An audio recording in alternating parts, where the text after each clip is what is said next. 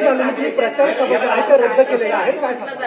नाही, मला मुळातच आता अशा परिस्थितीमध्ये जिल्हा परिषदेच्या निवडणुकीत मी प्रचाराला उतरावं हे काही मला योग्य वाटलं नाही.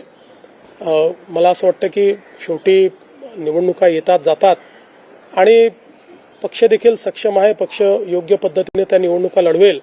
पण आता मी जाऊन त्या ठिकाणी जाहीर सभा करायच्या आणि त्याच्यामध्ये शेवटी काही राजकीय वक्तव्य देखील होतात.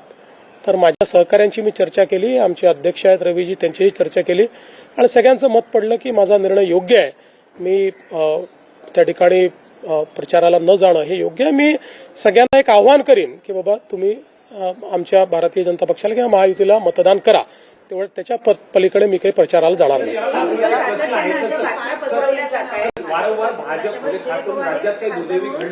भाजपने कोणालाही विरोध केलेला नाही. भाजपशी या संदर्भात चर्चाही झालेली नाही. मी पुन्हा एकदा सांगतो की राष्ट्रवादी काँग्रेस पार्टी हा एक स्वतंत्र पक्ष आहे. त्यांच्यात कोणाला पद द्यायचं, कोणाला तिकीट द्यायचं, कोणाला नॉमिनेशन द्यायचं याचे निर्णय ते घेतात, ते निर्णय आम्ही घेत नाही.